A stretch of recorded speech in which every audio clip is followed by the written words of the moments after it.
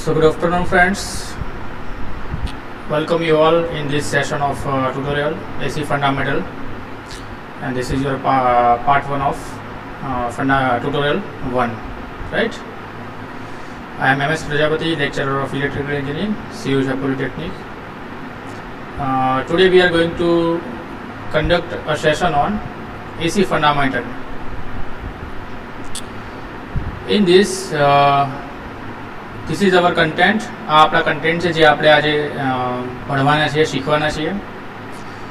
The first content is terms related to the AC fundamentals. અત્યારે તમે ક્લાસમાં AC fundamental unit ભણતા જ હશો, જેની અંદર તમે જનરેશન સુધીનું થોડુંક ભણ્યા હશો, શીખ્યા હશો.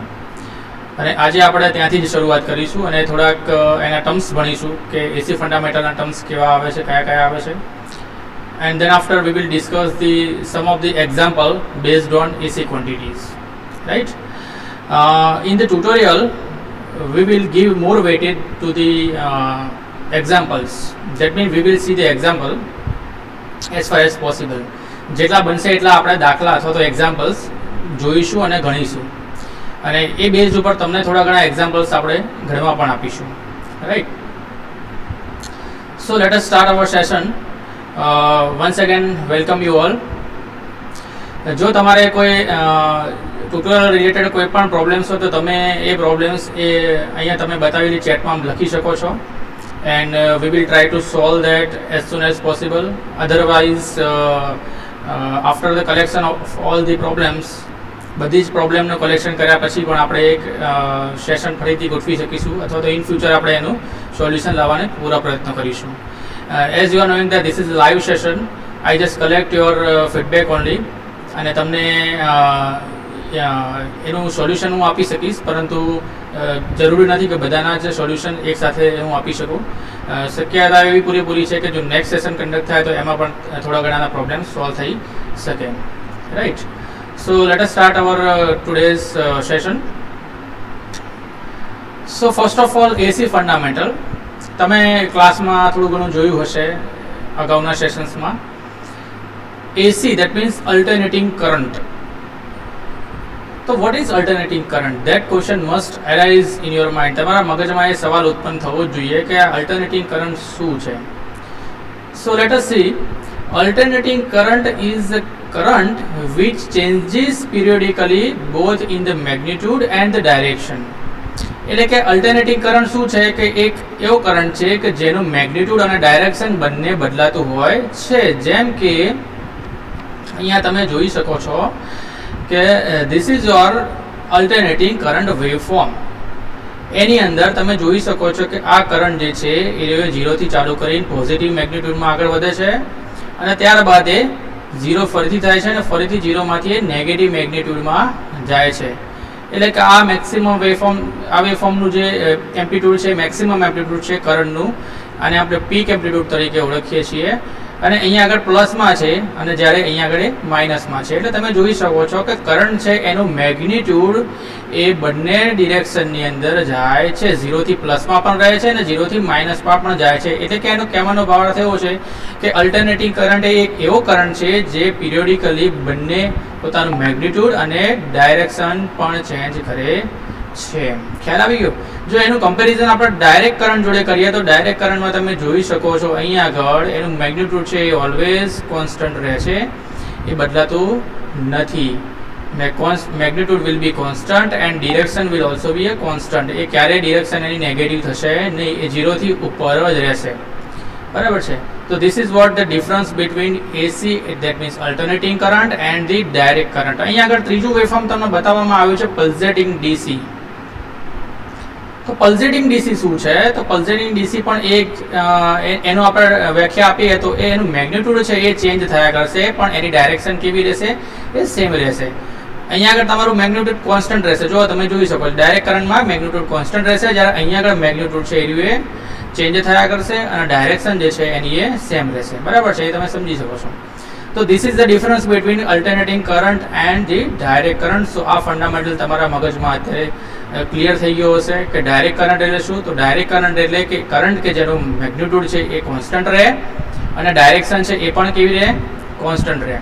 એટલે કે મેગ્નિટ્યુડ અને ડાયરેક્શન બંને કોન્સ્ટન્ટ રહેતું હોય તો એ પ્રકારના કરંટને આપણે ડાયરેક્ટ કરંટ તરીકે ઓળખીશું. અને જે કરંટમાં મેગ્નિટ્યુડ છે એ બદલાતું રહે અને ડાયરેક્શન પણ બદલાતી રહે તો એને આપણે કયો કરંટ કહીશું? અલ્ટરનેટિવ કરંટ કહીશું. હવે તમે ઘરમાં જોતા હશો કે નોર્મલી તમારા ઘરે બી વોલ્ટેજ જે આવે છે કેવા આવે છે? અલ્ટરનેટિંગ આવે છે, એટલે કે એસી આવે છે. દેટ મીન્સ કરંટ પણ કેવો હશે? એસી હશે, રાઈટ. તો એ તમારા મગજમાં એક વસ્તુ તમારા મગજમાં એ આવી જાય કે કેમ ઘરમાં એસી, કેમ ઘરમાં ડીસી નહીં? તો that means there must be some advantages of alternating current with respect to direct current. કયા એડવાન્ટેજીસ એવા છે કે જેના કારણે આપણા ઘરે આપણે એસી એટલે કે અલ્ટરનેટિવ કરંટનો ઉપયોગ કરીએ છીએ, એસી સપ્લાયનો ઉપયોગ કરીએ છીએ? તો એ જોઈએ આપણે. That is the advantages of AC with respect to DC, right. તો અહીંયા તમે જોઈ શકો છો કે there are few advantages.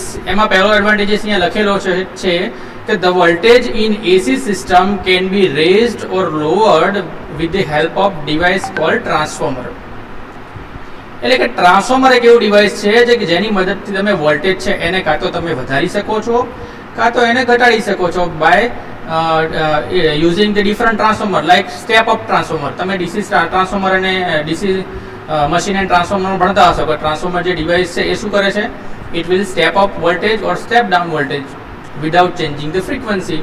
તો અહીંયા આગળ ટ્રાન્સફોર્મર એક એવું ડિવાઇસ છે જે શું કરે છે? It will change the magnitude of the voltage. It will raise the voltage or it will lower the voltage, એટલે કે વોલ્ટેજને આઈધર વધારશે અથવા તો ઘટાડશે.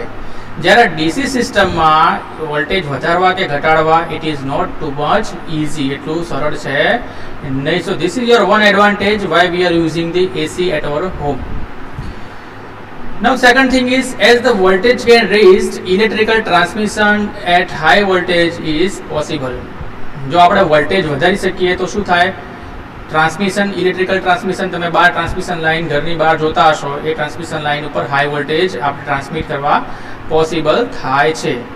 નાઉ higher the voltage lesser is a current. એ તમે જાણો છો કે પાવર પી નું ઇક્વેશન છે કે P equals to V into I into cos phi in case of AC system.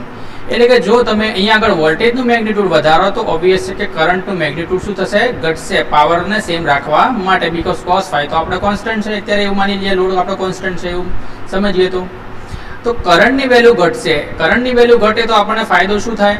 કરંટની વેલ્યુ ઘટે તો કરંટ ઉપરથી જે લોસ થવાના છે that is I2R loss. I2R એટલે શું? Power loss. આપણે જેને પાવર લોસ તરીકે ઓળખીએ છીએ એ પાવર લોસ ક્યાં થાય છે? ટ્રાન્સમિશન લાઇનમાં થાય છે. એટલે કે આપણે અહીંયા આગળ જો વોલ્ટેજનું મેગ્નિટ્યુડ વધારી દઈએ તો કરંટનું મેગ્નિટ્યુડ કેવું થશે? ઘટશે. અને કરંટનું મેગ્નિટ્યુડ ઘટવાના કારણે પાવર લોસ છે એ પણ શું થશે? ઘટશે. અને પાવર લોસ ઘટશે તો એફિશિયન્સી, આપણી ટ્રાન્સમિશનની એફિશિયન્સી જે હશે એ ઇમ્પ્રૂવ થશે.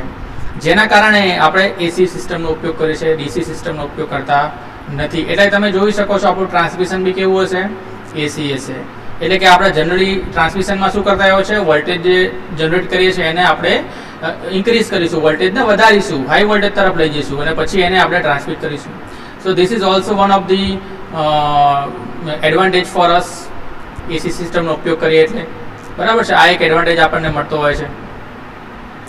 Then after the next is, it is possible to build up the high AC voltage, high speed AC generator of large capacity. This is the most important thing because જે બી આપણું generation થાય છે, generation ક્યાં થાય? Generation આપણું થશે કોઈ બી power સ્ટેશનમાં. પાવર સ્ટેશનમાં આપણે જનરલી જનરેટર યુઝ કરતા હોઈએ છીએ જનરેશન કરવા માટે. તો એ જે જનરેટર યુઝ કરીશું એ જનરેટર એ લાર્જ કેપેસિટીના બિલ્ડઅપ કરવા પોસિબલ થશે આપણા માટે. It is possible to build up high voltage high speed AC generator of large capacity. જ્યારે આપણે ડીસી યુઝ કરીશું તો ડીસી જનરેટરની અંદર એટલું રેટિંગ ઉપર જવું એ એટલું ઇઝી રહેશે નહીં. It will affect the cost also, right. The construction and the cost of such a generator are low. High AC voltage of 11 kV can be generated and can be raised up to 220 kV for transmission purpose at sending end. એટલે કે આ જે generator આપણે use કરીશું એનું output કેટલું આવશે? 11 kV જેટલું આવશે. અને આપણે એસી સિસ્ટમનો ફાયદો એ રહેશે કે એ 11 kV ને આપણે ટ્રાન્સફોર્મરની મદદથી સ્ટેપ અપ કરી શકીશું. કેટલામાં? 220 kV માં. અને આપણે એ 220 kV માં એને રેઝ કરીને અથવા તો વધારીને વોલ્ટેજ સ્ટેપ અપ કરીને આપણે એને ટ્રાન્સમિટ કરી શકું છું, બરાબર છે. This is also one of the advantage. And then after આપણે જરૂર પડે આપણે એને 400 વોલ્ટ અથવા તો 230 વોલ્ટમાં બી કન્વર્ટ કરી શકું છું receiving end. And this is not possible in case of DC because transformer છે એ ડીસી પર વર્ક કરતું નથી.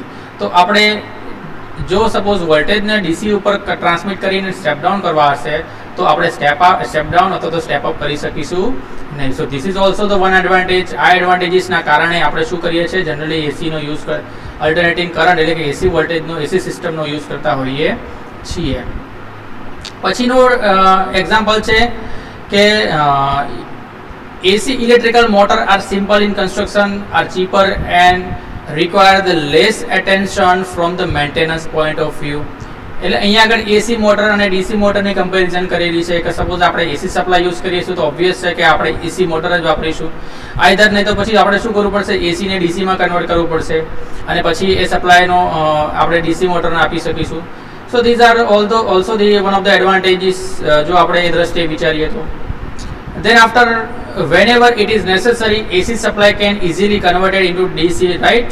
જો જરૂર હોય તો આપણે AC નું DC માં તો કન્વર્ઝન કરી શકીશું. This is required in case of where it is required in case of battery charging, telephone system, printing process. આ બધી જગ્યાએ શું જરૂર પડશે, ડીસી સપ્લાયની જરૂર પડશે. તમે અત્યારે યુઝ કરતા જશો મોબાઈલનું ચાર્જર જે આવે છે, ચાર્જર ભલે તમે એસી સપ્લાય થ્રુ લગાવતા હશો પણ ચાર્જરની અંદર બી ડીસી કન્વર્ટર મૂકેલું હોય છે જે શું કરશે, એસી સપ્લાયનું ડીસી સપ્લાયમાં કન્વર્ટ કરશે અને જે ચાર્જિંગ માટે જરૂરી વોલ્ટેજ અને કરંટ છે એને પ્રોવાઈડ કરશે. તો એ તો આપણે કરી શકીએ છીએ. તો પછી આ બધા એડવાન્ટેજીસ, આ બધા ફાયદાઓના કારણે આપણે જનરલી સપ્લાય સિસ્ટમ જે છે એ કઈ વાપરીએ છીએ, ડીસીની જગ્યાએ એસી વાપરીએ છીએ. તો આ વસ્તુ તો તમને દરેકે દરેક ઇલેક્ટ્રિકલ એન્જિનિયરને તમને ખબર જ હોવી જોઈએ કે શા માટે આપણા ઘરમાં ડીસી નથી આવતું અને શા માટે આપણા ઘરમાં સપ્લાય એસી હોય છે. એક બીજો સવાલ તમારા મગજમાં થાય કે આ સપ્લાય જે એસી આવે છે એનું વેવફોર્મ કેમ સાઇન્યુસોઇડલ જ હોય છે, બરાબર? તમે જોયું હશે, તમે જ્યારથી ભણવાનું ચાલુ કર્યું છે ત્યારથી તમે જોયું હશે કે સપ્લાયનું વેવફોર્મ છે, વોલ્ટેજનું વેવફોર્મ છે એ આ પ્રમાણે હોય છે, સાઇન્યુસોઇડલ. આને સાઇન્યુસોઇડલ વેવફોર્મ કહેવાય. સાઇન્યુસોઇડલ વેવફોર્મ જે હશે એ 0 થી ચાલુ કરીને મેક્સિમમ થશે, પીક થશે 90 ડિગ્રીએ, આ 90 ડિગ્રી છે, 180 એ 0 થશે, 270 ડિગ્રીએ માઇનસ થશે, માઇનસ મેક્સિમમ વોલ્ટેજ વીએમ, આયુ થશે પ્લસ વીએમ, અને અહીંયા આગળ ફરીથી એ પાઈ ઉપર શું થશે, કેટલા થશે, અહીંયા આગળ 0 થશે, બરાબર છે? તો આ જે વેવફોર્મ છે એ જ કેમ આપણે યુઝ કરીએ છીએ, કેમ સાઇન જ ઉપયોગ કરીએ છીએ, કેમ કોસાઇન, કેમ અહીંયા આગળ ટ્રાયેંગલ વેવફોર્મનો ઉપયોગ નથી કરતા, કેમ અહીંયા આગળ શોર્ટૂથ વેવફોર્મનો ઉપયોગ નથી કરતા, બીજા કોઈ જ વેવફોર્મનો ઉપયોગ નથી કરતા અને ખાલી ને ખાલી આપણે શેનો ઉપયોગ કરીએ છીએ, સાઇન વેવનો ઉપયોગ કરીએ છીએ. તો એની પાછળના બેઝિક રીઝન્સ છે જે આજે આપણે જોવાના છીએ. આ પણ એક તમારા મગજમાં સવાલ થવો જોઈએ જો ના થયો હોય તો, અને એ સવાલનો જવાબ બી તમારી પાસે હોવો જોઈએ. સો let S see what is the answer. તો તમે બધા એક વસ્તુ જોઈ હશે, જ્યારે બી કોઈ બી વેવફોર્મ તમે અહીંયા ડ્રો કરો છો તો એનું એક ઇક્વેશન હોય છે. જ્યારે આ વેવફોર્મની સાઇન વેવની વાત કરું છું તો સાઇન વેવ જો વોલ્ટેજનું હોય અહીંયા આગળ તો વોલ્ટેજનું ઇક્વેશન બી છે અને એ તમે લેક્ચરમાં ભણ્યા હશો. સપોઝ વોલ્ટેજને આપણે ઈ તરીકે ઓળખીએ તો E equals to EM sin omega T અથવા તો થીટા. આ તમે ભણ્યા છો ક્લાસમાં. So this is the simple equation of sine wave, E equals to EM sin omega t or theta. જ્યારે તમે બીજા કોઈ વેવફોર્મની વાત કરો છો, સપોઝ અહીંયા આગળ હું ટ્રાયેંગલ વેવફોર્મની વાત કરું છું આ પ્રમાણે, તો એનું વેવફોર્મ છે એનું ઇક્વેશન એટલું ઇઝીલી આવશે નહીં. એ તમે ડિરાઈવ કરવું પડશે. દરેક વખતે એનો મેગ્નિટ્યુડ ચેન્જ થતું હોય, એનો ટાઈમ ચેન્જ થતો હોય તો દર વખતે એનું ઇક્વેશન છે એ ચેન્જ થતા રહેશે, બરાબર છે? તો એ વસ્તુ આમાં ઇઝીલી અવેલેબલ રહેશે. તમારું અહીંયા આગળ જે ઇક્વેશન હશે ક્યારેય બદલાશે નહીં. સો મેથેમેટિકલી જોઈએ તો mathematically it is very easy to write the equations for the purely sinusoidal waveform. This is one of the reason.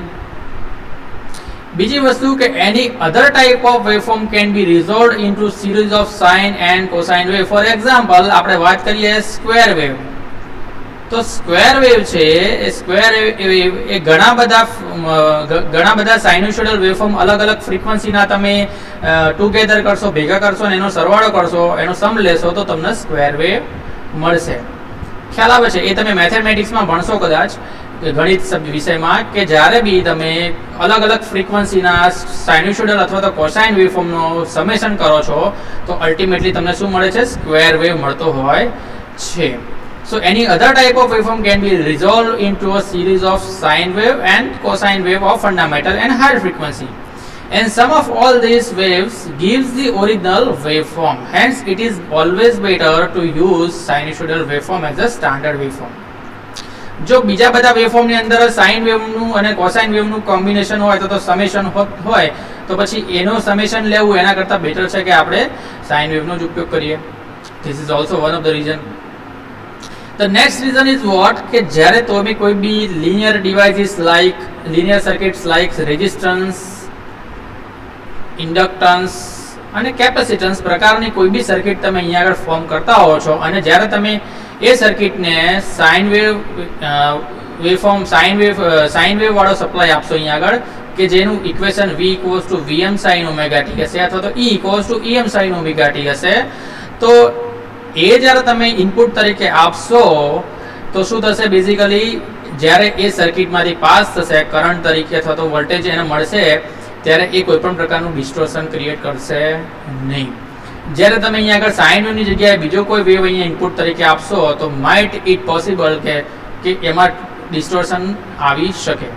So this is the reason the sine wave and cosine wave are only the wave which can pass through the linear circuits containing the resistance, impedance and the capacitance without distortion.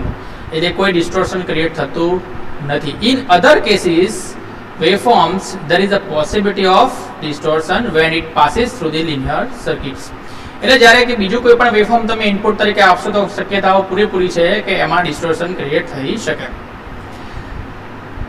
અને most important વાત કે જ્યારે તમે sine wave છે અહીંયા આગળ એનું equation V = Vm sin omega t છે અહીંયા તમે જોઈ શકો છો, તો sin omega t નું અથવા તો sin થીટા નું તમે ઇન્ટિગ્રેશન એટલે કે સંકલન અને ડિફરન્શિએશન એટલે કે વિકલન તમે કંઈ પણ કરશો તો એ તમને વેવફોર્મમાં શું મળશે? સાઇન્યુસોઇડલ ફંક્શન જ મળશે. એટલે કે the integration and the derivative or differentiation of sinusoidal function is again the sinusoidal function. એટલે કે sin omega t તો sin θ નું તમે ઇન્ટિગ્રેશન કરો તો શું મળે છે? cos θ મળે છે, minus cos θ મળે છે.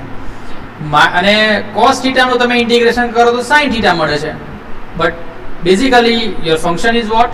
Sinusoidal, sin જ ફંક્શન છે, right? So this makes the analysis of linear electrical network with sinusoidal input very easily. So this is also the one reason why we should use the sinusoidal waveform. અને સૌથી મોટી important વસ્તુ કે જ્યારે તમે કોઈ બી એસી જનરેટરનો ઉપયોગ કરો છો તો એસી જનરેટર જે ફંડામેન્ટલ ઉપર કામ કરે છે બેઝિકલી કયો ફંડામેન્ટલ છે એ?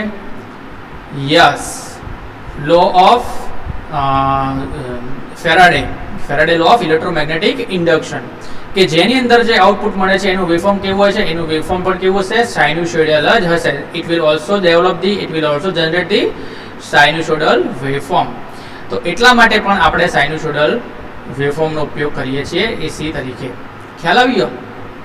સો આ ફંડામેન્ટલ તમને હંમેશા યાદ રહેવા જોઈએ, તમને હંમેશા ખબર હોવી જોઈએ કે કેમ આપણા ઘરે એસી આવે છે ને ડીસી નથી આવતો સપ્લાય, અને કેમ સાઇન્યુસોઇડલ વેવફોર્મ જ હોય છે અને એના સિવાય બીજું કોઈ ટ્રાયંગલ, શોટૂથ કે સ્ક્વેર વેવ આપણે યુઝ કરતા હોતા નથી. તો this are the basic fundamental which you know very well. હવે આપણે જોઈએ terms related to AC fundamental. AC ફંડામેન્ટલના જે આપણા ફંક્શન્સ છે સાઇન વેવફોર્મ, એ સાઇનનું ફંક્શન્સ ના થોડાક ફંડામેન્ટલ એના ટર્મ્સ જોઈએ કે જે તમને ખ્યાલ હોવો જરૂરી છે. So the first important term is instantaneous value. Instantaneous ને આપણે એક નાનકડા શબ્દમાં ડિવાઈડ કરીએ તો ઇન્સ્ટન્ટ. શું શબ્દ આવે? પહેલો ઇન્સ્ટન્ટ. ઇન્સ્ટન્ટ એટલે શબ્દનું ગુજરાતી કરીએ તો શું થાય? તરત જ, તાત્કાલિક. તો ઇન્સ્ટન્ટેનિયસ વેલ્યુ એટલે શું? તો તાત્કાલિક વેલ્યુ આપણે એવું એનું ગુજરાતીમાં અનુવાદ કરી શકીએ છીએ. સો જોઈએ આપણે વોટ ઇઝ ઇન્સ્ટન્ટેનિયસ વેલ્યુ. એના પહેલા હું તમને કહી દઉં કે આ એક સાઇન વેવફોર્મ નો ગ્રાફ છે કે જેની અંદર તમે જોઈ શકો છો અહીંયા આગળ જનરેટેડ EMF છે. સપોઝ એ EMF નું નામ હું E આપી દઉં. આ છે તમારો થીટા, थीटा बराबर ओमेगा टी। अहीं आगळ तमे थीटा बराबर ओमेगा टी और टाइम पण करी शको छो। अहीं आगळ टाइम अथवा तो थीटा थीटा એટલે શું છે તમારું એંગલ એની વેલ્યુ તમે અહીં જોઈ શકો છો 0 થી ચાલુ કરીને પાઈ અને પાઈ થી ચાલુ કરીને 2 પાઈ સુધી આપણે ઇન્ક્રીઝ કરીએ છીએ। અને સાઇનુસોઇડલ ફંક્શન છે એ આ પ્રમાણે તમે જોઈ શકો છો E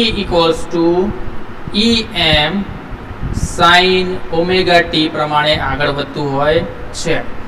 જેમાં આ લેવલ જે ખરું તમે દેખી રહ્યા છો એરિયો મેક્સિમમ લેવલ છે em, જ્યારે અહીંયા નીચેનું લેવલ તમે જોઈ શકો છો આ એરિયો છે એ નેગેટિવ મેક્સિમમ છે em, બરાબર છે।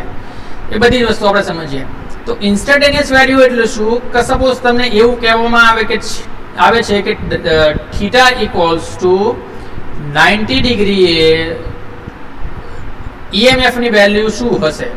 तो EMF ની વેલ્યુ 90 ડિગ્રીએ શું હશે? E મેક્સિમમ હશે। તો 90 degree is the instant and E maximum is the value. So the value of alternating quantity at a particular instant is known as instantaneous value. So અહીંયા આગળ એક્ઝામ્પલ તરીકે જોઈ શકો છો કે t1 ઇન્સ્ટન્ટે વેલ્યુ કેટલી છે? E1 છે। એ રીતના t2 ઇન્સ્ટન્ટે વેલ્યુ કેટલી છે? E2 છે। तो एट डिफरंट इंस्टंट अलग अलग इंस्टंट पर तमने ईएमएफ नी अलग अलग वैल्यू मળી શકે છે। इंस्टंट એટલે જે તે इंस्टंट અથવા તો તાત્કાલિક જે તમે વેવફોર્મ જોવો છે એમાં તાત્કાલિક અસરે તમે જે વેવફોર્મનું આઉટપુટ તમને મળતું હોય જે પોઈન્ટે તમે વેલ્યુ ईएमएफ ની જોતા હોય એને આપણે એ ઇન્સ્ટન્ટ ની વેલ્યુ તરીકે ઓળખીએ છીએ। That means the value of alternating quantity at particular instant is known as instantaneous value. तो आटली वस्तुनी खबर पड़ी गई है बधाने। हवे आपणे आगळ वधीए। तो नेक्स्ट इज वेवफॉर्म। आ बधा शब्दों दरेके दरेक स्टूडेंट सांभळता जशे के साइन नु वेवफॉर्म छे, कोसाइन वेवफॉर्म छे, ट्रायंग्युलर वेवफॉर्म छे। तो वेवफॉर्म એટલે શું? तो waveform means what? The graph of instantaneous value of alternating quantity plotted against the time. એટલે કે કોઈ બી ફંક્શન્સ હોય અહીંયા આગળ સપોઝ આપણે ધારી લઈએ કે v = vm cos omega t। तो आ फंक्शन्स नु वेवफॉर्म मारे દોરવું હોય તો શું કરવું પડે? મારે સૌથી પહેલા તો ટાઈમ અને વોલ્ટેજ વચ્ચે ગ્રાફ બનાવવો પડે। એમાં ટાઈમ એટલે શું? તો કે ઓમેગા ટી। ઓમેગા ટી ની અલગ અલગ વેલ્યુ ઓમેગા ટી એટલે શું થાય? તો કે થીટા થાય। તો થીટા ની એટલે અલગ અલગ ડિગ્રી ની વેલ્યુ 0 થી ચાલુ કરી 60 90 120 180 અપ ટુ 360 360 સુધીના ડિગ્રી સુધીના અલગ અલગ વેલ્યુ તમે મૂકશો એટલે તમને વોલ્ટેજની અલગ અલગ વેલ્યુ મળશે। કયા વોલ્ટેજની? V ની। That is your instant value. 0 degree instant value વોલ્ટેજની મળશે। એવી રીતના 60 ડિગ્રી ઇન્સ્ટન્ટ વેલ્યુ મળશે વોલ્ટેજની। સપોઝ આ ઇક્વેશનની અંદર આપણે 0 ડિગ્રીની વેલ્યુ લખીએ તો શું થાય? तो वोल्टेज V बराबर Vm cos ऑफ 0। तो cos 0 તમે બધા જાણો છો, ટ્રિગોનોમેટ્રી ફંક્શન્સ તમે ભણી ગયા છો। તો cos 0 એટલે શું થાય? એક્ઝેક્ટલી cos 0 એટલે 1 થાય। તો શું મળ્યું? Vm ગુણ્યા 1 બરાબર Vm। તો મતલબ એવો થયો કે 0 ડિગ્રીએ શું મળશે? વેલ્યુ Vm મળશે અહીંયા આગળ। એવી રીતના 60 ડિગ્રી લખીએ અહીંયા આગળ તો અહીંયા આગળ કેટલા થશે? V = Vm cos 60। तो શું મળ્યું? Vm cos 60 એટલે કેટલા? cos 60 એટલે કેટલા થશે? cos 60 એટલે 1/2 એટલે કે એની વેલ્યુ કેટલી થઈ? Vm ગુણ્યા 1/2 એટલે કે 0.5 Vm। કયા એંગલે? 60 ડિગ્રી એંગલે। તો 60 ડિગ્રી એંગલે મને 0.5 વેલ્યુ મળી। એવી રીતના 90 ડિગ્રી લખશો તો cos 90 કેટલા થાય? cos 90 બરાબર 0। cos 90 0 એટલે Vm * 0। Vm * 0 એટલે કેટલા થાય? અહીંયા આગળ તમને શું મળશે? 0 મળશે। એટલે તમે કહેવાનો ભાવ અહીંયા જોઈ શકો છો કે તમારો ગ્રાફ જે છે એ આ પ્રમાણે અહીંયાથી સાઇન કોસાઇનનો ગ્રાફ છે એ આમ જોવા મળશે અને ત્યાંથી વળી પાછો એ આમ જશે। તો કહેવાનો ભાવ એમ છે અહીંયા આગળ અલગ અલગ થીટાની વેલ્યુ ટાઈમની રિસ્પેક્ટમાં તમે પ્લોટ કરશો તો એ જે પ્લોટ મળશે એને આપણે શું કહીશું, વેવફોર્મ તરીકે ઓળખીશું. જેમ કે અહીંયા આપણે cos v = vm cos omega t નું વેવફોર્મ ડ્રો કર્યું એ રીતે. So what is waveform? The graph of instantaneous value. Instantaneous value એટલે કઈ? તો 90 ડિગ્રી માટે જે વેલ્યુ મળી એ પણ ઇન્સ્ટન્ટેનિયસ વેલ્યુ થઈ, 60 ડિગ્રી માટે જે વેલ્યુ મળી એ પણ ઇન્સ્ટન્ટેનિયસ વેલ્યુ થઈ, 90 ડિગ્રી 0 ડિગ્રી માટે જે વેલ્યુ મળી એ પણ ઇન્સ્ટન્ટેનિયસ વેલ્યુ થઈ. તો અલગ અલગ એંગલે અલગ અલગ સમય ઉપર જે તમે વેલ્યુ મૂકો છો સમયની, અને તમને જે EMF ની અથવા તો વોલ્ટેજની વેલ્યુ મળે છે એ વેલ્યુનો સમય વચ્ચેનો ગ્રાફ તમે જે દોરો છો એને શું કહેવામાં આવે છે? વેવફોર્મ કહેવામાં આવે છે. That means the graph of instantaneous value of alternating quantity plotted against the time is known as waveform. તો બધાને સમજણ પડી ગઈ છે વેવફોર્મ એટલે શું? એટલે નેક્સ્ટ લેક્ચરથી અથવા તો ગમે ત્યારે તમને એવું કહેવામાં આવે કે સાઇન ફંક્શનનું વેવફોર્મ પ્લોટ કરો અથવા તો વેવફોર્મ દોરો, વોલ્ટેજનું વેવફોર્મ દોરો, કરંટનું વેવફોર્મ દોરો, પાવરનું વેવફોર્મ દોરો, તો એના ઇક્વેશન ઉપરથી તમને બધાને વેવફોર્મ દોરતા આવડવું જોઈએ. દરેકે દરેક વિદ્યાર્થીને વેવફોર્મ ડ્રો કરતા આવડવું જોઈએ. બરાબર છે? તો નેક્સ્ટ ટર્મ ઇઝ સાયકલ. હવે તમને જ્યારે કહેવામાં આવે છે કે ભાઈ તમારે જ્યારે તમે વેવફોર્મ ડ્રો કરો છો ત્યારે તમને કદાચ એવું કહેવામાં આવે કે આ જે વેવફોર્મ છે એ વેવફોર્મમાં તમારે 2 સાયકલ ડ્રો કરવાની છે, 3 સાયકલ ડ્રો કરવાની છે, 4 સાયકલ ડ્રો કરવાની છે ગ્રાફ પેપરમાં. તો એ સાયકલ એટલે શું? તો what is cycle? So cycle means what? Each repetition of sets of positive and negative instantaneous value of alternating quantity is known as cycle. અહીંયા આગળ કન્સેપ્ટ સમજવાનો છે. ઘણીવાર એવું બને કે તમારું જે વેવફોર્મ છે એમાં નેગેટિવ સાયકલ હોય જ નહીં. બરાબર છે? નેગેટિવ વેવફોર્મમાં નેગેટિવ હોય જ નહીં, પાર્ટ જ ના હોય, ખાલી પોઝિટિવ પાર્ટ હોય. તો એમાં એનો મતલબ એવું નથી કે એમાં સાયકલ હોઈ ના શકે. સાયકલ તો હોઈ જ શકે છે. સાયકલ ક્યારે પૂરી થાય, ક્યારે સ્ટાર્ટ થાય એ સમજવા માટે જ આ વસ્તુ સમજવાની છે. તો અહીંયા તમે જોઈ શકો છો કે આ વેવફોર્મમાં 0 થી વેવફોર્મ તમારું સ્ટાર્ટ થાય છે અને પછી ક્યાં જાય છે? પાઈ ઉપર જાય છે. પાઈથી ફરીથી પાછું નેગેટિવમાં જાય છે. નેગેટિવથી પછી 2π ઉપર ફરીથી 0 થાય છે. હવે સપોઝ અહીંયાથી વળી પાછું વેવફોર્મ આ પ્રમાણે વધતું હોય, એ જ પેટર્નમાં જો આગળ વધતું હોય, બરાબર છે? તો અહીંયા આગળ સાયકલ કેટલી થઈ કહેવાય? This is your 1 cycle and this is your 2nd cycle. Okay, so each repetition of sets of positive and negative instantaneous value of alternating quantity is called as cycle. તો જે ફર્સ્ટ સાયકલ છે એ અહીંયાથી ચાલુ થઈ અને અહીંયા આગળ પૂરી થઈ આપણે એવું કહી શકીએ છીએ. તો નેક્સ્ટ સાયકલ ક્યાંથી ચાલુ થાય છે? અહીંયાથી ચાલુ થાય છે. આપણે આ વેવફોર્મમાં એવું કહી શકીએ છીએ. એક બીજું એક્ઝામ્પલ લઈએ સાયકલ સમજવા માટે કે સપોઝ તમારી પાસે કંઈક આવું વેવફોર્મ છે.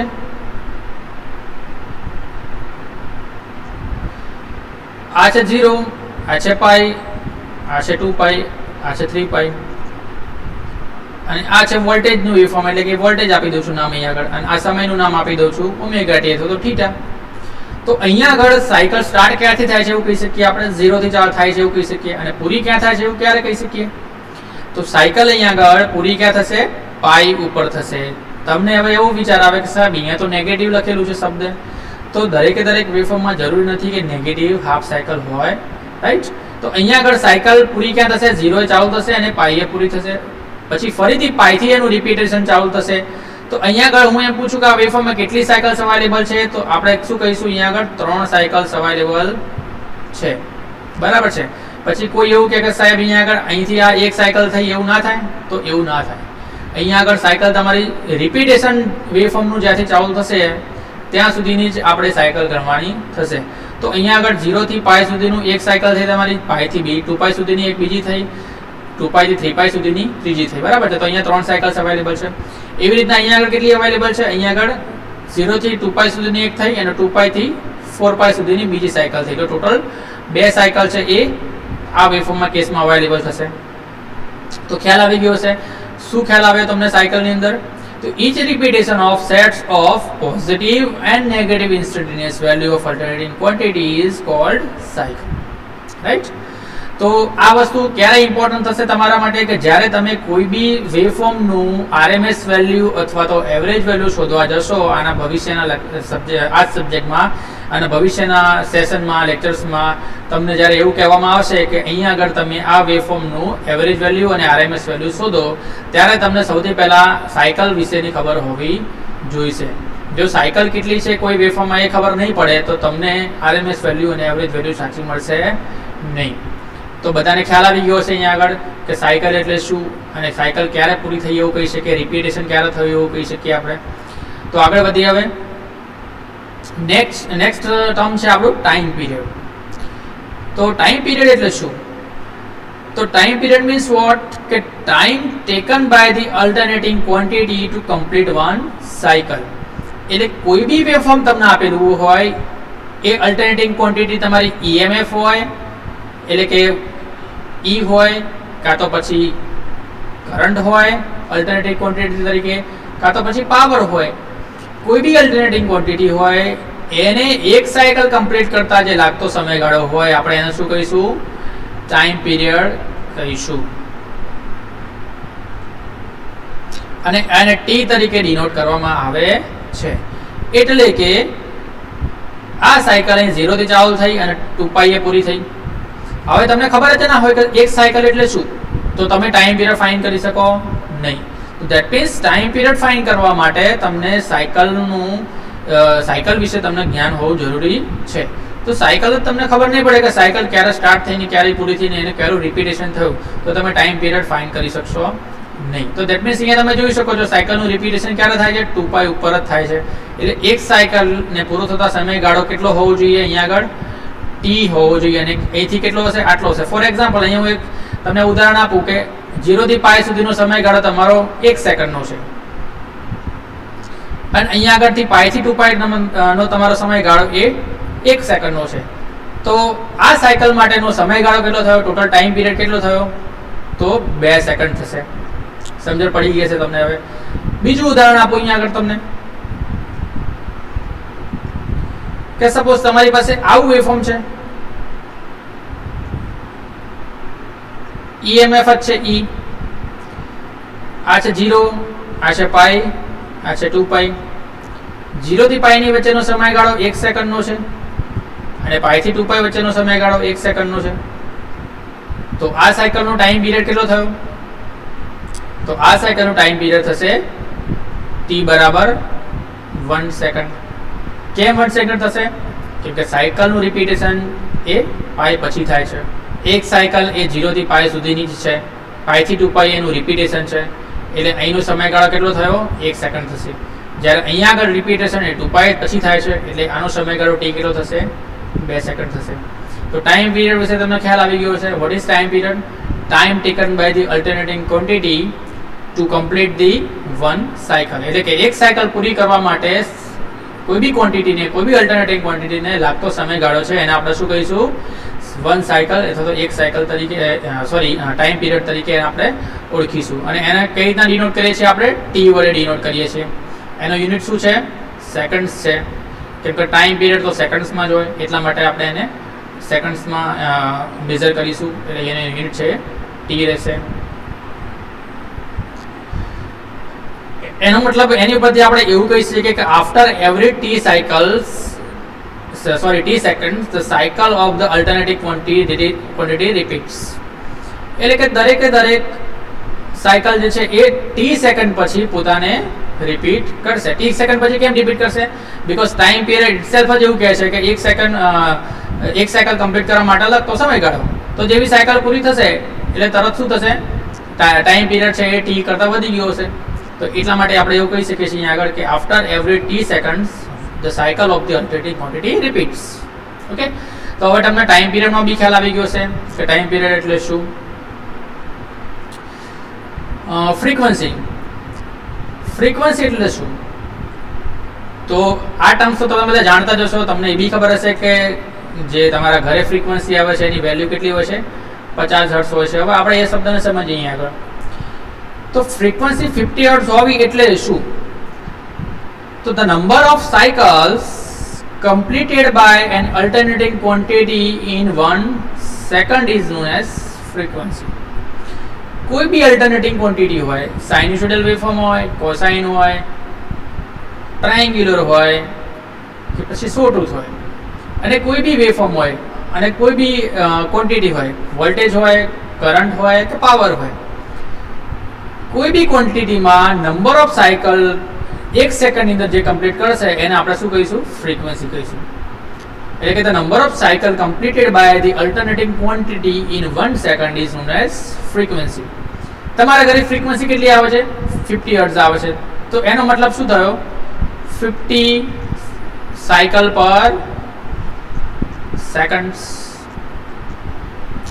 એટલે કે તમારા ઘરે ફ્રીક્વન્સી કેટલી આવે છે? 50 સાયકલ્સ પર સેકન્ડ. 1 સેકન્ડમાં આ જે વેવફોર્મ તમે જોઈ રહ્યા છો એની 50 સાયકલો આપણા સપ્લાયમાં આવતી હશે. એનો મતલબ એવો થયો. ખ્યાલ આવી ગયો બધાને? So what is frequency?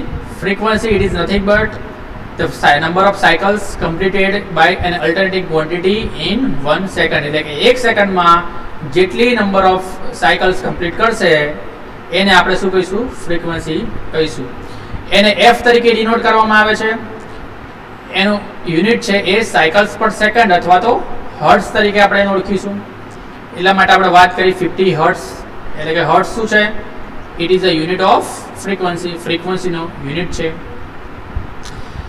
Now the relation between time period and the frequency. Frequency and time period વચ્ચેનો રિલેશન શું છે? f બરાબર 1/t or f equals to 1/t.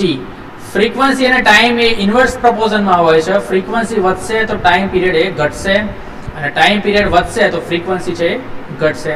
For example, તમારે આપણા ઘરની ફ્રીક્વન્સી 50 હર્ટ્ઝ આવે છે, તો એનો 50 હર્ટ્ઝનો ફ્રીક્વન્સીનો ટાઈમ પીરિયડ કેટલો થાય આપણે એ ગણી લઈએ. તો t બરાબર 1/f આવું લખી શકીએ આપણે. શેની ઉપરથી? f બરાબર 1/t ઉપરથી. અને આપણા ઘરની ફ્રીક્વન્સી 50 હર્ટ્ઝ છે એટલે કે 1/50 લખી શકીએ આપણે. 1/50 એટલે કેટલા થાય? તો કે 0.02 સેકન્ડ થશે. એટલે કે આનો મતલબ એવો થયો કે ટાઈમ પીરિયડ કેટલો થયો આનો? ફરીથી 0.02 સેકન્ડ થયો. કોનો ટાઈમ પીરિયડ થયો? વેવફોર્મનો, જે આપણે અગાઉ જોયો એ. એટલે કે આપણા ઘરે જે સપ્લાય આવે છે એની ફ્રીક્વન્સી 50 હર્ટ્ઝ છે. એનો મતલબ એવો થયો કે એક સાયકલ છે એ કેટલા સેકન્ડમાં કમ્પ્લીટ થાય છે? 0.02 સેકન્ડમાં કમ્પ્લીટ થાય છે. એટલે કે એક સાયકલ કમ્પ્લીટ થતા ખાલી ને ખાલી 0.02 સેકન્ડ જ થાય છે. એક સેકન્ડની અંદર તો એ કેટલી સાયકલ કમ્પ્લીટ કરશે? 50 સાયકલ આવી કમ્પ્લીટ કરી નાખશે. જે આપણા ઘરે સપ્લાય આવે છે એની વાત કરી રહ્યો છું અત્યારે. તો this is what about the frequency. The next is the peak amplitude. Amplitude શબ્દ મારા મોઢે બી તમે સાંભળ્યો હશે, બીજા સાહેબના મોઢે બી સાંભળ્યો હશે. તો એમ્પ્લિટ્યુડ એટલે શું? અહીંયા આગળ પીક એમ્પ્લિટ્યુડની વાત કરીએ છીએ આપણે હમણાં. તો કોઈ બી ઇન્સ્ટન્ટ, અહીંયા આગળ બે ઇન્સ્ટન્ટ આપેલા છે T1 અને T2. કોઈ બી ઇન્સ્ટન્ટે વોલ્ટેજના વેવફોર્મની અંદર જે એની વેલ્યુ હશે EMF ની, એ વેલ્યુને આપણે શું કહીશું? એનું એમ્પ્લિટ્યુડ કહીશું. કોનું એમ્પ્લિટ્યુડ? તો જે ક્વોન્ટિટીનું ઇક્વેશન અથવા તો વેવફોર્મ હશે એની વાત કરીએ છીએ. ફોર એક્ઝામ્પલ, અત્યારે આ વેવફોર્મ જે છે એનું છે સાઇનુસોઇડલ વેવ ફંક્શનનું છે. એટલે કે એનું ઇક્વેશન છે E = Em sin ωt or θ.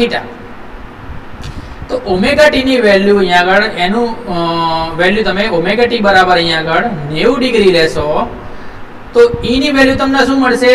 Em sin 90. sin 90 બરાબર શું થાય? ટ્રિગોનોમેટ્રી ફંક્શન્સ તમે ભણી ગયા છો. તો sin 90 બરાબર શું થાય? 1 થશે. તો sin 90 એટલે કે 1 એટલે કે Em into 1 બરાબર Em. તો E બરાબર Em ક્યારે મળ્યું મને? 90 ડિગ્રી ઉપર મળ્યું. આ 90 ડિગ્રી છે. 90 ડિગ્રી મને શું મળ્યું? Em મળ્યું. તો આ વેલ્યુ કઈ થઈ તમારી? E ની વેલ્યુ થઈ. કયા ઇન્સ્ટન્ટ ઉપરની? 90 ડિગ્રી ઇન્સ્ટન્ટ ઉપરની. તો the maximum value attained by any alternating quantity during the positive or negative half cycle is known as peak amplitude. કોઈ બી સાયકલમાં પોઝિટિવ હાફ સાયકલ હોય કે નેગેટિવ હાફ સાયકલ હોય, પરંતુ જો અલ્ટરનેટિંગ ક્વોન્ટિટી એ મેક્સિમમ વેલ્યુ એટેન કરે છે તો એ મેક્સિમમ વેલ્યુને આપણે પીક એમ્પ્લિટ્યુડ તરીકે ઓળખીએ છીએ. પરંતુ કોઈ બી ઇન્સ્ટન્ટનું જે વેલ્યુ હશે એને આપણે સિમ્પલ એમ્પ્લિટ્યુડ શબ્દથી એને ઓળખીશું. એટલે કે અહીંયા T1 ઇન્સ્ટન્ટ ઉપર એમ્પ્લિટ્યુડ કેટલું છે? E1 છે. T2 ઇન્સ્ટન્ટ ઉપર એમ્પ્લિટ્યુડ કેટલું છે? E2 છે. અને 90 ડિગ્રી ઇન્સ્ટન્ટ ઉપર એમ્પ્લિટ્યુડ કેટલું છે ઈ એમ છે, ઈ મેક્સ છે, બરાબર છે. તો 90 ડિગ્રી છે એ વખતે જે એમ્પ્લિટ્યુડ મળે છે મને કેવું મળે છે પીક મળે છે, એટલા માટે એનું નામ આપણે આપ્યું પીક એમ્પ્લિટ્યુડ. ખ્યાલ આવી ગયો છે હવે એમ્પ્લિટ્યુડ એટલે શું અને પીક એમ્પ્લિટ્યુડ એટલે શું. કોઈ બી વેવફોર્મનું કોઈ બી ઇન્સ્ટન્ટની વેલ્યુ આપણને મળશે એને આપણે એમ્પ્લિટ્યુડ તરીકે ઓળખીશું. પછી જો એ કરંટનું એમ્પ્લિટ્યુડ હોય કે વોલ્ટેજનું એમ્પ્લિટ્યુડ હોય કે પછી પાવરનું બી હોઈ શકે છે, કોઈ બી ફંક્શન્સનું એમ્પ્લિટ્યુડ હોઈ શકે છે અને કોઈ બી ક્વોન્ટિટીનું એમ્પ્લિટ્યુડ હોઈ શકે છે. ખ્યાલ આવી ગયો હશે બધાને. તો આપણે આગળ વધીએ. Angular frequency. ફ્રીક્વન્સી તો તમે સમજી ગયા, પણ એંગ્યુલર ફ્રીક્વન્સી એટલે શું? અહીંયા આગળ તમે જોયું હશે કે ઘણી જગ્યાએ થીટા બરાબર ઓમેગા ટી લખતો હોઉં છું, બરાબર છે. એ ટાઈમ જ અલ્ટિમેટલી તો આપણે એને ટાઈમ તરીકે જ ઓળખીએ છીએ. તો what is that angular frequency? આપણે એ સમજીએ હવે. ફ્રીક્વન્સી તો સમજી ગયા આપણે. ફ્રીક્વન્સી એટલે શું? તો frequency it is a cycle પર સેકન્ડ, એટલે કે એક સેકન્ડમાં કે નંબર ઓફ સાયકલ્સ જે આવતી હશે આપણી એસી ક્વોન્ટિટીમાં આપણે એને ફ્રીક્વન્સી કહીશું. અને એનું સમય સાથેનું રિલેશન બી આપણે ભણી ગયા કે f = 1/t. તો હવે એંગ્યુલર ફ્રીક્વન્સી એટલે શું એ સમજીએ. So what is angular frequency? So let us understand it. It is a frequency expressed in electrical radian per second. અત્યારે આપણે જે ફ્રીક્વન્સી જોઈએ છે એ શેમાં હોય છે? સાયકલ્સ પર સેકન્ડમાં હોય છે. હવે આપણે ફ્રીક્વન્સીની જે વાત કરીએ છીએ શેની વાત કરીએ છીએ? રેડિયન્સ પર સેકન્ડ્સની વાત કરીએ છીએ. and it is denoted by omega. As one cycle of alternating quantity is corresponding to 2π. એટલે એક સાયકલ છે એ 2π રેડિયનની છે, બરાબર છે. કેમ 2π રેડિયનની છે? કેમ કે તમે સાયકલમાં જોયું હોય તો 0 થી સ્ટાર્ટ થાય છે, પાઈ એ હાફ સાયકલ પૂરી થાય છે અને 2π એ પૂરી સાયકલ પૂરી થઈ જાય છે. એટલા માટે એક સાયકલ છે કોઈ બી અલ્ટરનેટિંગ ક્વોન્ટિટી એ 2π રેડિયનની હોય છે, આપણે એવું કહીએ છીએ. તો એ 2π રેડિયનની જે સાયકલ આવશે એની એંગ્યુલર ફ્રીક્વન્સી આપણે શું કહીશું? તો it will be equals to omega will be equals to 2π into f radian per second કહીશું. એટલે કે આપણી સાયકલની ફ્રીક્વન્સી f છે અને એંગ્યુલર ફ્રીક્વન્સી શું થશે? 2π ઇન્ટુ f થશે, જેને આપણે ઓમેગા વડે ડિનોટ કરીશું. તો અહીંયા જે ઓમેગા લખીએ છીએ થીટા બરાબર ઓમેગા ટી, થીટા બરાબર ઓમેગા ટી, જ્યાં ઓમેગા શું છે? It is a 2π into f, બરાબર છે. 2π f ઓમેગાની વેલ્યુ થશે 2π f. તો તમને ખ્યાલ આવી ગયો છે એંગ્યુલર ફ્રીક્વન્સી એટલે બી શું. હવે અહીંયા આગળ તમે એક બીજી વસ્તુ જોવાના છો, EMF equation of alternating quantity. હવે તમને બધાને ક્લાસમાં તમે શીખ્યા હશો કે જે EMF જનરેટ થાય છે જનરેટરની અંદર અથવા તો અલ્ટરનેટરમાં, એનો પ્રિન્સિપલ તમે શીખ્યા હશો કે સિમ્પલ તમારી પાસે એક કોઇલ બાઉન્ડ કરેલી છે અને એ જો ફ્લક્સના એરિયામાં આપણે મૂકવામાં આવે તો EMF જનરેટ થાય છે. તો એ EMF નું ઇક્વેશન્સ તમે ભણી ગયા છો. એ શું છે? E = Em sin omega t, જ્યાં ઓમેગા ની વેલ્યુ ફરીથી 2πf છે અને Em ની વેલ્યુ શું છે? BLV, જ્યાં B એટલે શું? ફ્લક્સ ડેન્સિટી, L એટલે શું? તો length of conductor or coil, અને V એટલે શું? તો વેલોસિટી, રાઈટ. તો એવું પછી તમને શું મળ્યું? E = Em sin omega t, એ ઇક્વેશન મળ્યું. અને આ જ ઇક્વેશન આપણે આવી રીતના આપણે લખી શકીએ છીએ. E = Em sin omega ની જગ્યાએ 2πf લખ્યું ઇન્ટુ t લખ્યું, બરાબર છે. અને એ જ ઇક્વેશનને ફરીથી આપણે આવી રીતના બી લખી શકીએ છીએ. E = Em sin 2π/t into t. કેમ એવું કર્યું? તો સમજીએ. ઇક્વેશન તમારી પાસે આવું છે, E = Em sin omega t. તો અહીંયા આપણે ઓમેગા ની જગ્યાએ શું લખ્યું? 2πf લખ્યું. તો લખીએ 2πf તો શું થાય? E = Em sin 2πf t લખી શકીએ આવું. ફરીથી પાછું તમે અહીંયા f ની જગ્યાએ શું મૂક્યું? રિલેશન મૂક્યું કે f બરાબર 1/t. તો શું લખી શકાય? E = Em sin 2π/t into t. તો તમે એક જ ઇક્વેશનને અલગ અલગ રીતે આ પ્રમાણે લખી શકો છો. હવે તમારા મગજમાં કદાચ સવાલ હોય કે સાહેબ આ EMF કઈ રીતના જનરેટ થાય છે તો તમને એ બી એક ફટાફટ એક્સપ્લેન કરી નાખું છે. તમે ભણ્યા હશો મને ખ્યાલ છે, છતાં બી હું એક્સપ્લેન કરું કે આ તમારું ફ્લક્સ છે એની ડિરેક્શન આપણે આ પ્રમાણે એઝ્યુમ કરી લઈએ. N to S છે ફ્લક્સ, અને કોઇલ જે છે એનો આ ટોપ વ્યૂ છે, એટલે કોઇલ એ આ પ્રમાણે હશે. જ્યારે કોઇલની પોઝિશન આ પ્રમાણેની હશે ત્યારે તમે જોઈ શકો છો કે ફ્લક્સ છે એ આ છેડા આગળ બી લિંક થાય છે અને આ છેડા આગળ પણ લિંક થાય છે. આ છેડા આગળ પણ કોઇલ હશે ને આ છેડા આગળ પણ કોઇલ હશે. તો બંને છેડે તમે જોશો કે ફ્લક્સ છે એ કટ થવાના કારણે EMF પ્રોડ્યુસ થશે according to law of electromagnetic induction, Faraday law. અને એ EMF છે એ બંને એકબીજાને ઓપોઝ કરશે, એટલે કે આ જનરેટ થશે એ અલગ ડિરેક્શનમાં હશે ને આ છે એ બી અલગ ડિરેક્શનમાં જનરેટ થશે, અને જેના કારણે ઓવરઓલ EMF છે એ 0 થઈ જશે. એટલે કે θ = 0 ડિગ્રી એ EMF હશે એ 0 મળશે. એવી રીતના થીટાથી પછી મેક્સિમમ 90 ડિગ્રી તમે પહોંચશો એટલે તમે અહીંયા જોઈ શકો છો કે મેક્સિમમ ફ્લક્સ જે કટ થશે એ આ પોર્શન આગળ જ થશે, અહીંયા આગળ કોઈ ફ્લક્સ કટ થઈ શકશે નહીં. એટલે EMF છે એ તમને મેક્સિમમ મળશે પ્લસમાં. પછી ફરીથી પાછું આ છેડે આવશો એટલે શું થવાનું, બંને છેડે ફ્લક્સ કટ થવાનું, એટલે EMF રિઝલ્ટ અને EMF 0 થશે. વળી પાછું આ છેડો અહીંયા આગળ આવશે એટલે અહીંયા આગળ મેક્સિમમ ફ્લક્સ કટ થશે, સોરી આ છેડે કટ થશે એટલે અહીંયા આગળ EMF છે એ માઇનસ EM મળશે, અને પછી આ છેડે ફરીથી 0 થશે આમ આવશો એટલે. એ આ વસ્તુ તમે ભણી ગયા છો, એનું એનિમેશન એકવાર આપણે જોઈ લઈએ એટલે તમને વધારે આઈડિયા આવે.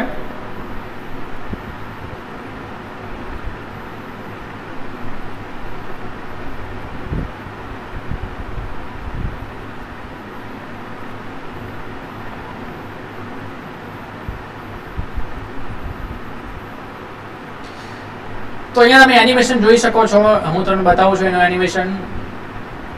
એનિમેશન જોવા માટે આપણે www.animations.physics.unsw.edu.eu નો ઉપયોગ કરીશું, અને હું એને ધન્યવાદ આપું છું કે હું આ વેબસાઇટનો યુઝ કરું છું, જેના કારણે આપણે આ વસ્તુ જોઈ શકીએ છીએ.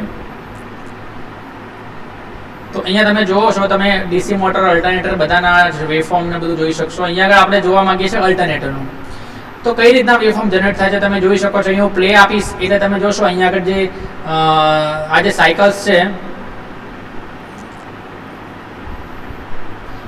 પ્લે આપીશ એટલે તમે જોશો કે આ કોઇલ છે એ મૂવ થશે, અને કોઇલ મૂવ થશે એની સાથે સાથે તમને આઉટપુટ જે છે એ સાઇનુસોઇડલ અહીંયા આગળ જનરેટ થતું જોવા મળશે. હું સ્ટેપ બાય સ્ટેપ પણ જોઈ શકું છું. આ સ્ટેપ અહીંયા આગળ આ પ્રમાણે તમે જુઓ તો વોલ્ટેજ અહીંયા આ પ્રમાણે મળે છે વેવફોર્મમાં. પછી સ્ટેપ ઇન્ક્રીઝ કરીશ એટલે અહીંયા આગળ મેક્સિમમે પહોંચાય. મેક્સિમમ એટલા માટે પહોંચાય કે અહીંયા આગળ આ જે કોઈ સાઇડ છે ત્યાં આગળ જ EMF જનરેટ થશે, અહીંયા થઈ શકશે નહીં. પછી આગળ વધારીશ એટલે ફરીથી બંને કોઇલ સાઇડ્સ ઉપર EMF જનરેટ થશે, અને રિઝલ્ટન્ટ EMF તમને આટલું કંઈક મળશે. ફરીથી આગળ જાશું એટલે જેમ જેમ આગળ જઈશું એમ EMF ની વેલ્યુ ઘટતી જશે, અને એક ટાઈમ એવો આવશે કે જ્યાં 0 થઈ જશે. કેમ કે અહીંયા બંને કોઇલ સાઇડ્સ ઉપર તમે જોઈ શકો છો કે ફ્લક્સ છે એ મેક્સિમમ કટ થાય છે, અને બંનેનું રિઝલ્ટન્ટ કેવું થશે, 0 થશે. જેમ જેમ તમે આગળ જશો એમ ફરીથી તમે જોશો તો ફ્લક્સ છે એ કોઇલ સાઇડ્સ બદલાવાના કારણે નેગેટિવ તરફ જશે, અને EMF પણ નેગેટિવ જનરેટ કરી આપશે. એટલે તમે અહીં જોઈ શકો છો કે આખું આઉટપુટ વેવફોર્મ તમને AC નું જોવા મળશે. તો જેમ જેમ તમારું મશીન રોટેટ થશે એમ એમ તમને આ પ્રમાણે આઉટપુટ વેવફોર્મ છે સાઇનુસોઇડલ આપશે. તો આ એનિમેશન ઉપરથી તમે આ સમજી શકો છો કે કઈ રીતના EMF છે જનરેટ થાય અલ્ટરનેટરમાં. તો ફરીથી આપણે પાછા આવી જઈએ આપણા EMF ઇક્વેશન ઉપર.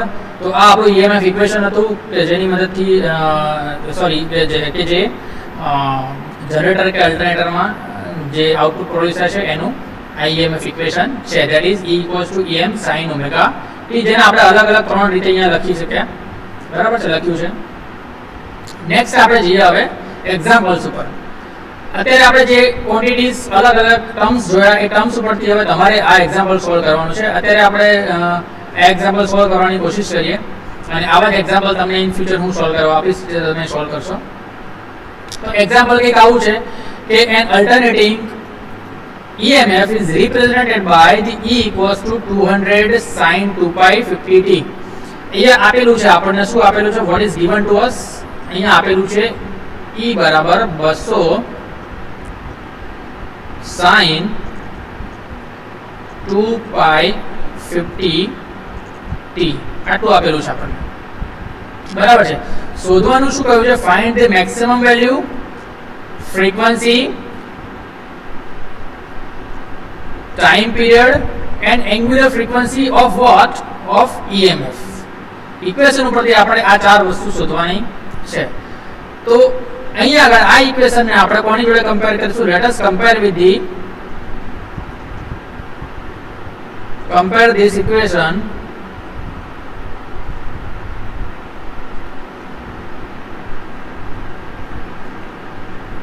with E equals to EM sin omega t હવે તમે આ ઇક્વેશન ને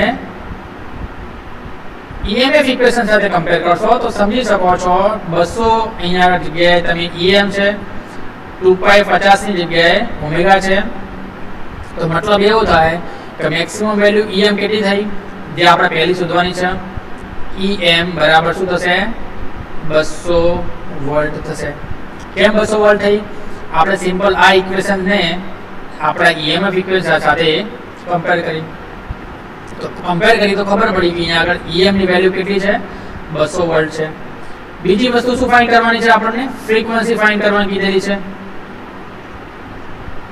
તો ફ્રીક્વન્સી માટે ઈ કમ્પેરિઝન કરીએ તો શું છે અહીંયા આગળ ઓમેગા ઇક્વલ્સ ટુ 2 પાઈ 50 થશે અહીંયા આગળ ઓમેગા અને t છે તો આટલા sin 2 પાઈ 50 t ને sin ઓમેગા t સાથે કમ્પેર કરીએ તો ઓમેગા ની વેલ્યુ કેટલી મળે છે આપણને 2 * પાઈ * 50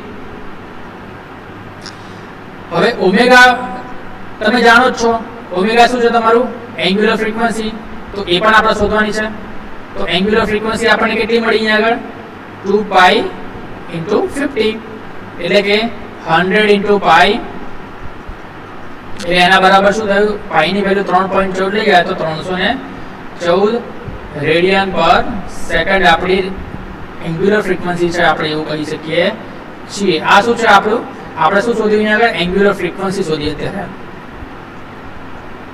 એંગ્યુલર ફ્રીક્વન્સી ઓમેગા શોધી બરાબર છે અને એંગ્યુલર ફ્રીક્વન્સી ઉપરથી આપણે હવે ફ્રીક્વન્સી ઉપર જઈએ તો અહીંયા આગળ ઓમેગા બરાબર શું લખી શકીએ આપણે 2 પાઈ * f આ ઇક્વેશન જે છે ઓમેગા બરાબર 2 પાઈ 50 એને આપણે સરખાવીએ ઓમેગા ની જગ્યાએ 2 પાઈ f લખીને તો 2 * પાઈ * 50 લખીશું અહીંયા આગળ તો અહીંયા ઓમેગાની જગ્યાએ 2 પાઈ f લખ્યું તો 2 અને પાઈ બંને કેન્સલ આઉટ થશે એટલે શું મળશે આપણને f બરાબર 50 તો ફ્રીક્વન્સી કેટલી મળી આપણને f બરાબર 50 હર્ટ્ઝ બધાને ખબર પડી ગઈ છે કઈ રીતના આપણે શોધી સૌથી પહેલા આ ઇક્વેશનને કમ્પેર કર્યું તો આપણને ખબર પડી કે ઓમેગા બરાબર શું થાય છે અહીંયા આગળ 2 પાઈ 50 થાય છે એટલે કે આપણે ઓમેગા બરાબર 2 પાઈ 50 લખ્યું અને એની ઉપરથી આપણે એંગ્યુલર ફ્રીક્વન્સી શોધી 314 રેડિયન પર સેકન્ડ મળી અને એંગ્યુલર ફ્રીક્વન્સી ઓમેગા બરાબર 2 પાઈ f લખાય એટલે એ 2 પાઈ f ની વેલ્યુ ની અંદર આપણે 2 પાઈ 50 કમ્પેર કરાવ્યું